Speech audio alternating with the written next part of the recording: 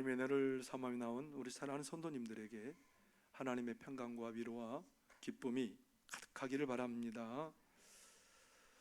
한국에도 서구의 식습관이 들어오면서 점점 이렇게 비만한 사람들이 많아지고 있죠.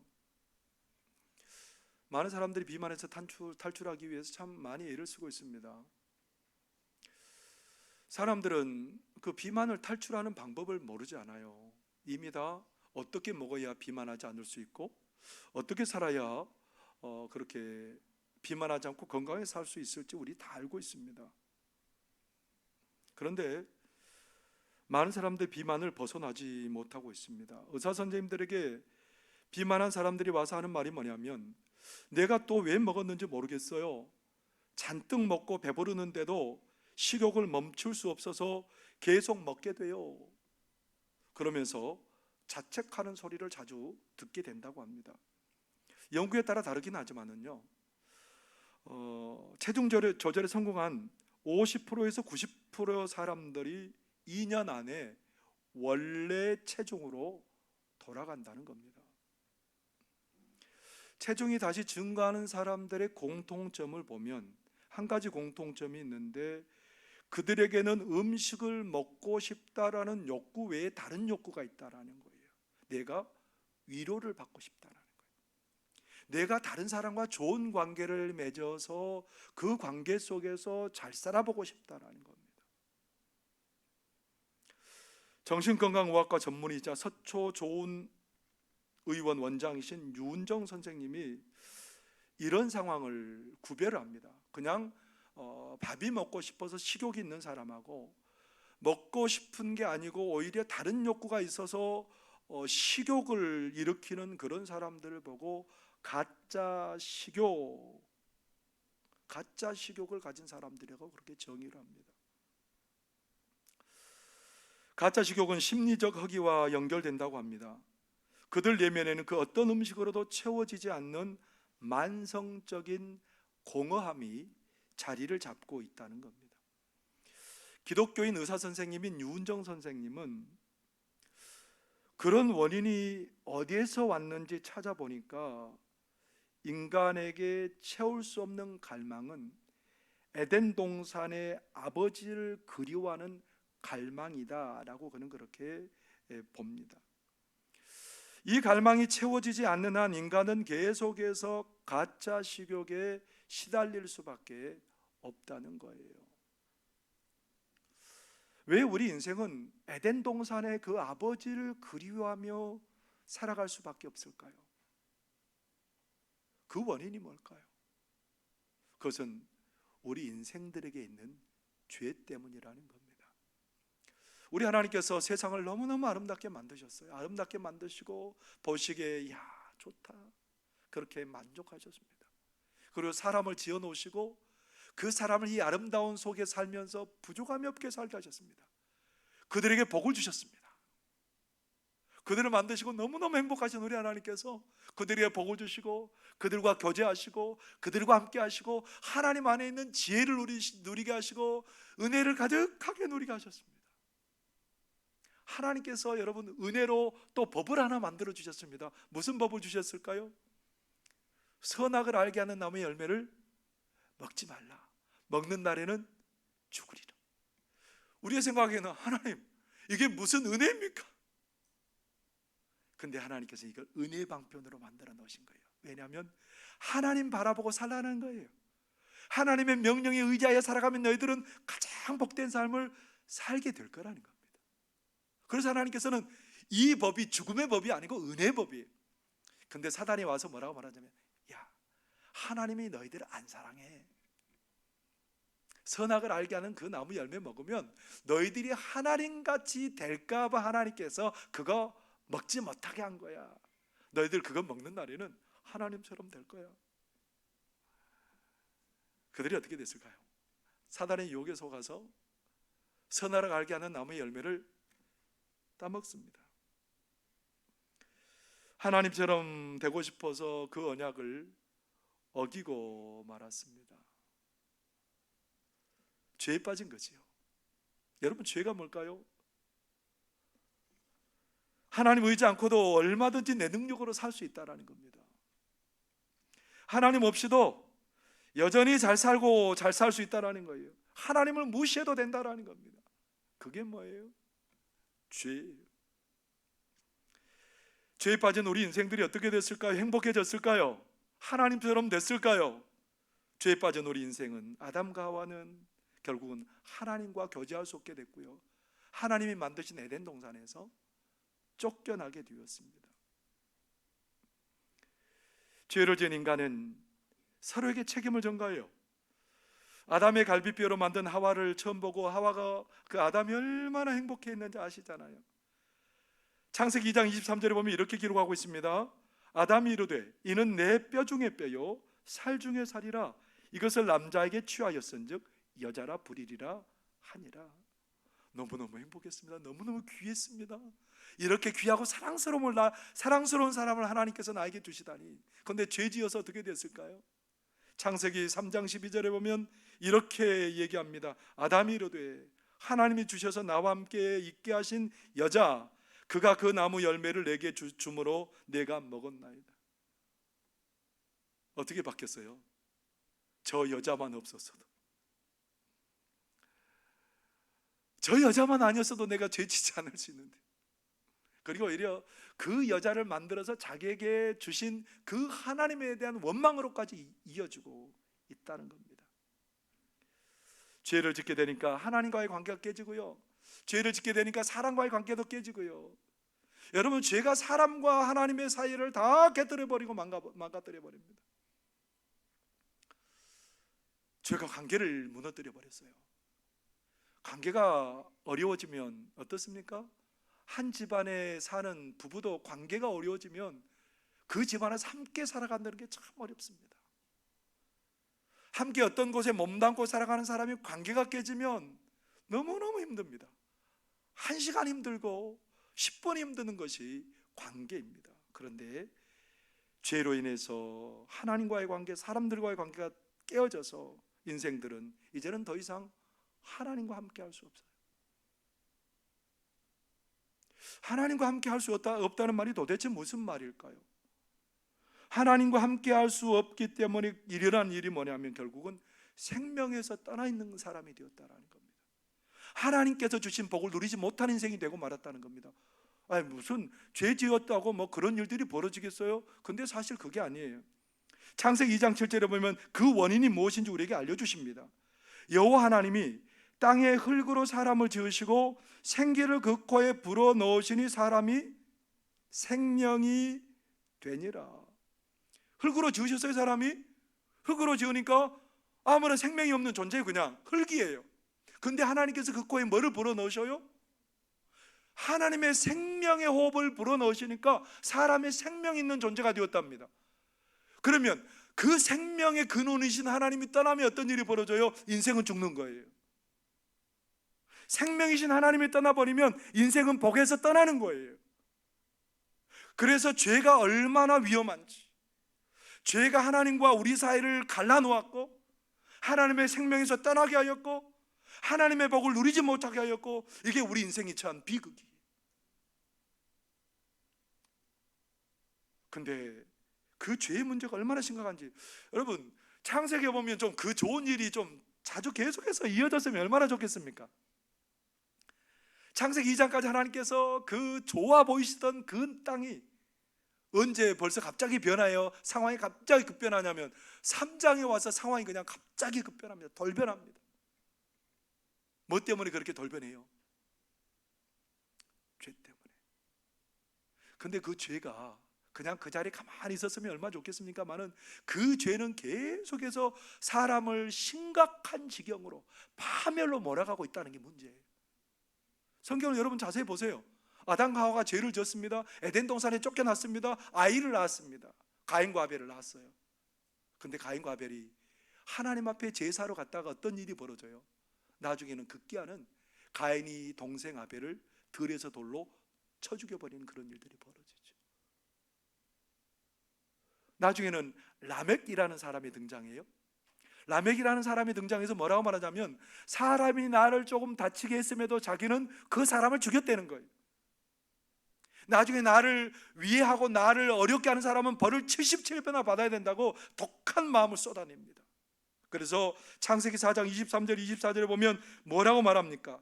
라멕이 아내들에게 이르되 아다여 아다와 실라여 내 목소리를 들으라. 라멕의 아내들이여 내 말을 들으라. 나의 상처로 말미암아 내가 사람을 죽였고 나의 상함으로 말미암아 소년을 죽였도다. 가인을 위하여는 벌이 7배일진데 라멕을 위하여는 벌이 77배 일이로다 하였더라.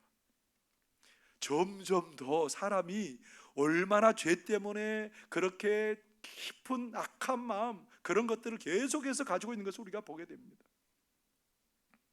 여기서 그쳤으면 얼마나 좋겠습니까? 그런데 나중에 노아의 시대에 이르게 됩니다. 노아의 시대에 오니까 한마디로 말하면 사람들이 그 죄악 때문에 죄악이 온 세상에 가득했답니다.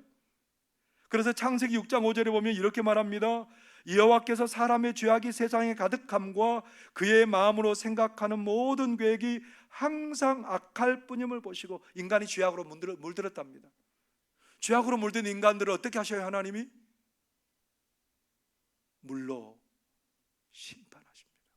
노아와 그 방주에 들어간 노아의 가족과 그 방주에 들어간 존재들은 살아났지만 다 호흡이 있는 그런 존재들은 전부 다 멸망하고 말았던 겁니다. 죄가 우리 인생에 이처럼 심각하다는 거죠. 죄는 우리 인생을 파멸의 길로 이끌고 사막으로 이끄는 엄청난 세력이라고 말합니다. 우리 인생과 뗄래야 뗄 수 없죠. 우리 인생들은 죄에 대해서 살아있는 존재들이에요. 죄에 대해서 살아있다는 말이 무슨 말이에요? 여러분 옆에 분 한번 꼬집어 보세요. 거리가 멀어서 안 꼬집어져요? 한번 꼬집어 보세요. 뭐라 그래요? 꼬집으면? 어떤 사람은 힘껏 꼬집으면 왜 꼬집어? 싸움이 일어날 수도 있어요. 왜 꼬집으면 아약하고 반응할까요? 살아있으니까. 우리는 죄에 대해서 살아있다고요. 그래서 죄가 조금만 이렇게 우리를 건드려도 왜 그래? 하고 반응을 하는 게 우리들이라는 거예요. 죄는 그냥 가만히 있는 존재가 아니고 우리를 계속해서 충동질해요. 우리를 사망의 길로 계속해서 이끌어가려고 하는 세력이 뭐냐? 죄라는 겁니다. 그래서 우리 인생들이 이 죄가 너무너무 우리 인생들에게는 극복할 수 없는 장애물인 거예요. 최근에 여러분 우리나라가 부동산 투기 때문에 온 나라가 막 술렁이고 있잖아요. 이 부동산 투기 때문에 두 사람은 목숨을 끊는 일이 벌어지게 되었습니다. 그 사람들은 정보를 아는 사람들이잖아요. 정보를 알기 때문에 언제든지 어떤 곳에 개발이 이루어지고 어떤 계획으로 진행된다는 것을 알기 때문에 그 정보를 아는 사람들은 사실은 그 사실에 대해서 함구하고 있고 자기들만 알고 있고 공정하게 모든 경쟁들이 진행되게 해야 돼요. 그런데 이 사람들은 어때요? 그 정보를 가지고 자기들의 유익을 위해서 땅을 투기하고요. 자기들만 누리는 게 아니고 자기들의 지인들에게 그것들을 알려줘서 지인들까지도 이익을 얻게 하고, 이게 당연한 줄 알아요, 여러분. 이런 일들이 벌어지면 이 나라 국민들이 얼마나 박탈감과 상실감을 갖게 되겠습니까? 그런데 죄악에 사로잡힌 우리들은 이게 심각한 죄인지 몰라요. 죄가 죄인지 모르고 살아가는 게 우리 인생이라는 겁니다. 리더십 전문가인 존 맥스웰 목사님이 그에 져서 생각의 법칙에서 이런 얘기들을 소개합니다. 그가 꿈을 꿨습니다.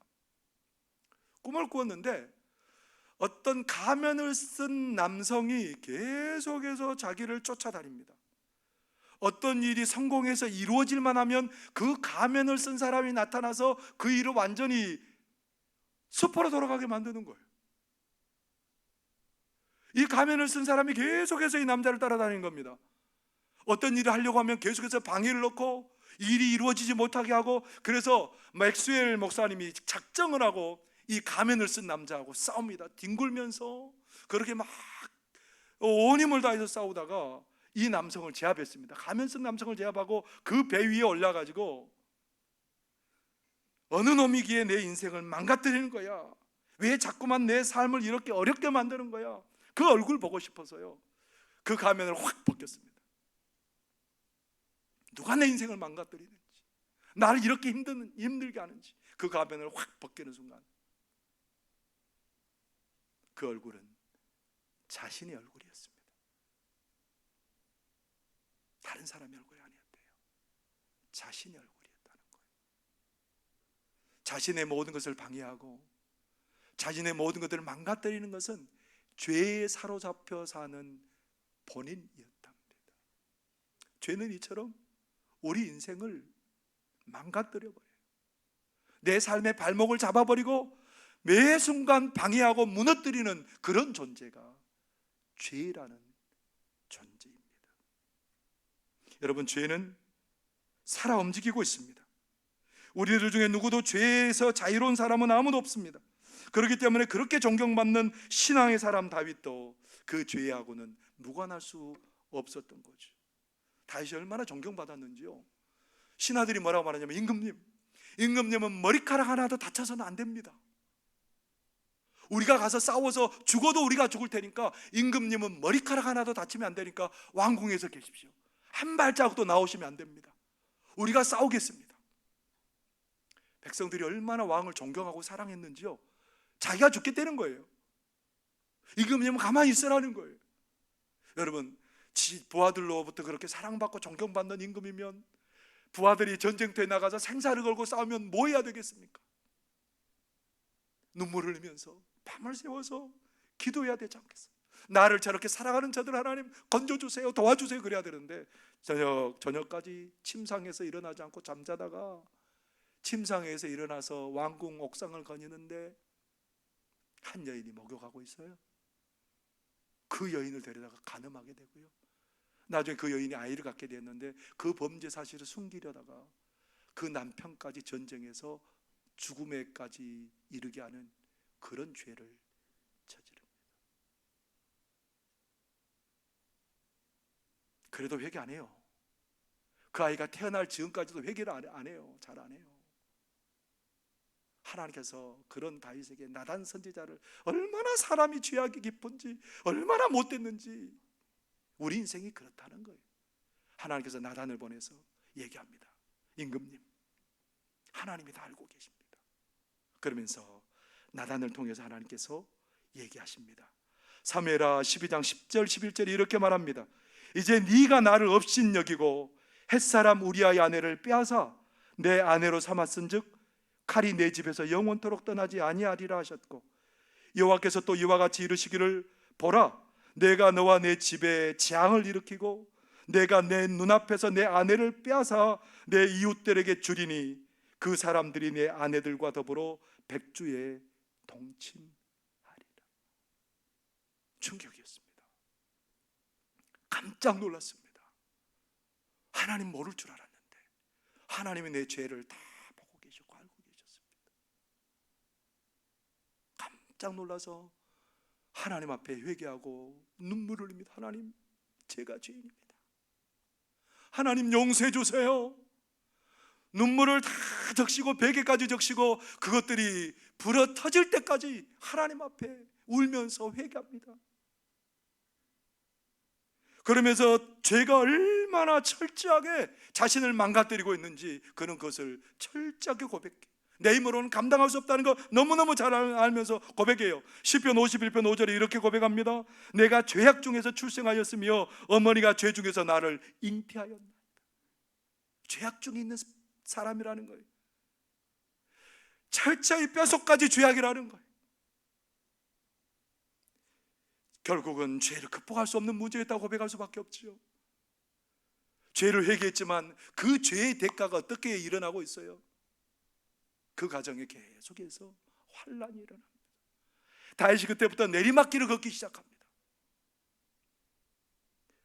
왕자 암논이 이복 여동생 다말을 엿보이는 일이 벌어지고요, 다말의 오빠 압살롬이 암논을 살해하는 일이 벌어지고요. 그래서 압살롬은 망명 갔다가 돌아온 압살롬이 나중에 신하들과 함께 반역을 일으켜서 다윗을 죽이려고 하고요. 왜 이런 일들이 계속해서 일어나는 겁니까? 죄의 대가로 말미암아 일어났다라는 거예요. 이런 죄의 대가를 누구도 없이 할 수 있는 존재가 없다라는 겁니다. 우리 인생은 이것에서 벗어나고 싶어요. 이 죄의 결과에서 벗어나고 살고 싶어요. 그래서 모든 이방인들은 로마서에서 보면 그렇게 말해요. 그것에서 벗어나 보고 싶어서 하나님을 섬기려고 찾으려고 애를 써요. 그런데 하나님을 못 찾아요. 오히려 썩어져 버린 것들을 찾아서 우상을 숭배하고요, 성적인 탐욕에 빠지고요, 하나님의 진노를 쌓는 일을 계속해서 행하게 되고요, 모든 이방인들은 절대로 죄에서 벗어날 수 없답니다. 하나님의 율법을 가진 유대인들은 어떨까요? 그들도 하나님의 법을 지켜서 내가 구원받겠다고 생각하지만 그 법을 다 지킬 수 있는 사람은 없다라는 겁니다. 누구도 구원받을 수 없대요. 그래서 사도 바울은 로마서를 통해서 우리에게 뭐라고 선언해버리고 맙니까? 하나님께서 우리에게 사도 바울을 통해서 선언하시는 말씀이에요. 로마서 3장 23절에 이렇게 말씀합니다. 모든 사람이 죄를 범하였음에 하나님의 영광에 이르지 못하더니. 하나님과 함께 할 수 없는 존재가 되었답니다. 하나님의 복을 누릴 수 없는 존재가 되었답니다. 하나님의 법에서 떠나서 사망에 이르는 사람들이 되고 말았답니다. 죄, 사망, 죄의 사망이 계속해서 오늘 본문의 말씀에 등장하고 있습니다. 죄를 지은 인생은 우리는 하나님과 함께 할 수 없고 필경은 사망에 처할 수밖에 없는 게 우리들이라는 거예요. 그런데 여러분, 하나님 우리를 불쌍히 여기십니다. 우리를 불쌍히 여기신 하나님께서 사람의 방법으로는 절대로 구원받을 수 없습니다마는 죄 없으신 하나님의 아들 예수님을 육신을 입고 이 땅에 내려보내셨습니다. 예수님을 이 땅에 내려보내셔서 하나님께서는 그 예수님 우리에게 대속 제물로 주셨다라는 거예요. 대속 제물이 뭡니까? 죄를 없애기 위해서 죄를 대신해서 그 생명을 죽이는 것, 이게 대속이에요. 그 제물로 사용되는 그런 제물이 대속 제물입니다. 이스라엘 백성들은 죄를 지었을 때 어떻게 용서받았을까요? 짐승을 한 마리 끌고 옵니다. 양이나 소를 끌고 와서 그 끌고 오면 그 제단 앞에 나와서 뭘 할까요? 그 끌고 온 사람이 그 양이나 소에게 손을 얹습니다. 왜 손을 얹을까요? 나의 죄가 너에게 다 가버렸다는 거예요. 그러면 이 짐승을 어떻게 해요? 죽여서 피를 다 쏟아내게 하고, 그리고 그것을 나중에 제단의 제물로 바칩니다. 나 죄 때문에 누가 죽어줬어야 됐어요? 한 생명이 죽임을 당해야 된다. 이스라엘 백성들은 죄를 지을 때마다 짐승을 잡아가지고 그 짐승을 제단에서 죽였습니다. 그것을 보면서 그들의 마음이 얼마나 아팠을까요? 근데 우리 예수님께서는 우리에게 오셔서 십자가를 지심으로 희생제물이 되셔 주셨습니다. 한 번 드린 제사로 말미암아 모든 죄의 문제가 해결됐어요. 과거에 지은 죄도, 현재 지금 내가 짓고 있는 죄의 문제에서도, 앞으로 지을 죄의 문제에서도 우리 예수님께서 다 짊어지시고 해결해 주셨다라는 겁니다. 그래서 오늘 사도 바울은 그렇게 감격에 겨워서 그렇게 선포하고 있습니다. 사도 바울을 통해서 우리 하나님께서 우리에게 외치고 있습니다. 뭐라고 말합니까? 6장 23절에 보면 이렇게 말합니다. 죄의 삭은 사망이요, 하나님의 연사는 그리스도 예수 우리 주 안에 있는 영생이니라. 여러분, 하나님께서 우리에게 은사를 주셨대요. 은사가 뭐냐면 자격이 없는데 값없이 주는 선물. 우리는 절대로 그 가격 지불할 수 없어요. 생명을 지불해야 되는데 죄가 없는 인생이 어디 있겠습니까? 우리 인생들 1000사람이 조명종을 위해서 죽어도 절대 죄의 문제를 해결할 수 없어요.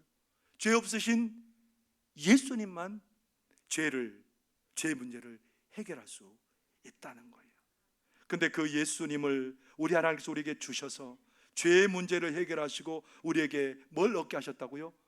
영생을 얻게 하셨다. 우리 생각하기에는, 여러분, 영생이 뭘까요? 영생이 뭘까요? 영원히 안 죽고 죽는 게 영생이에요?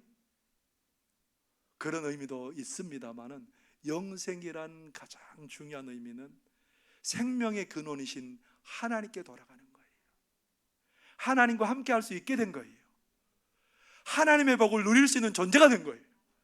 예수 그리스도의 십자가의 대속으로 말미암아 우리는 하나님의 자녀가 되고 하나님과 함께 할 수 있는 존재들이 되었고 하나님의 복을 다 누리는 그런 존재가 되었다라는 겁니다. 이게 선물이에요.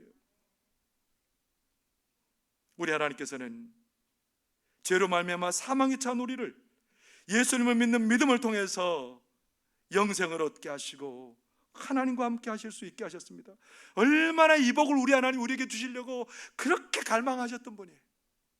이 복을 우리에게 그렇게 덧입혀 주시려고 그 복 입고 살게 하려고 우리 하나님은 그렇게 구약 시대부터 우리에게 계속해서 다가오시고 우리 가운데 오셨습니다. 그래서 에베소서 1장 3절에서 5절에 이렇게 말씀하십니다.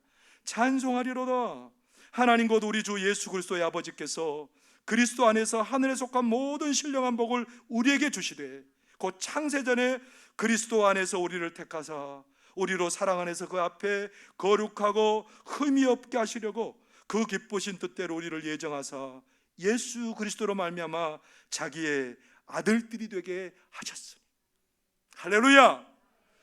우리 하나님께서 그렇게 주기를 원하셨다는 예수님을 통해서 하늘에 속한 모든 복을 우리에게 쏟아 부어주기를 원하셨다라는 겁니다. 그 하나님께서 오늘도 두 팔을 크게 벌리시고 우리를 부르시고 계십니다. 우리를 초대하고 계십니다. 다 나오라는 거예요. 다 내게로 오라는 거예요. 신학교 시절에 저와 같은 방을 쓰셨던 목사님이 계세요. 강동진 목사님이라고 계시는데요. 이 목사님이 이제 고등학교 입학할 무렵에 친구의 전도로 예수님을 믿게 되었답니다. 예수를 믿고 2달 만에 예수님을 나의 구주로 영접하게 되고요. 예수를 믿은 지 1년 만에 성령의 충만함을 경험하게 되었답니다. 근데 이제 그 집은 어떤 집이었냐면 종갓집이에요. 종갓집이니까 재세가 얼마나 많겠어요. 그 아버지는 아들이 이제 그 장남이 예수 믿는다니까 얼마나 싫었겠습니까? 그래서 제사 때만 되면 뭐 집안에 큰 그냥 난리가 한 번씩 일어나는 거예요. 절하라 그래도 절을 안 하니까 삼촌들, 아버지 나중에 이제 다 다른 사람들이 가고 나면 몽둥이를 갖고 와가지고 아버지가 계속해서 이 목사님을 두드려 패는 거예요. 성경책도 다 불태워버리고요. 이 참 아버지가 그렇게 많이 핍박을 했답니다. 그러던 어느 날 갑자기 연탄가스를 마셔버린 거예요. 연탄가스를 마시고 이제 죽게 된 지경이 이르렀죠. 근데 예수님께서 그를 만나서 뭐라고 하냐면 돌아가라고, 나는 아직 할 일이 있다고, 돌아가라고 그래서 다시 왔는데 그때부터 아버지가 안 때리더랍니다. 이 목사님이 굉장히 정말 영특합니다.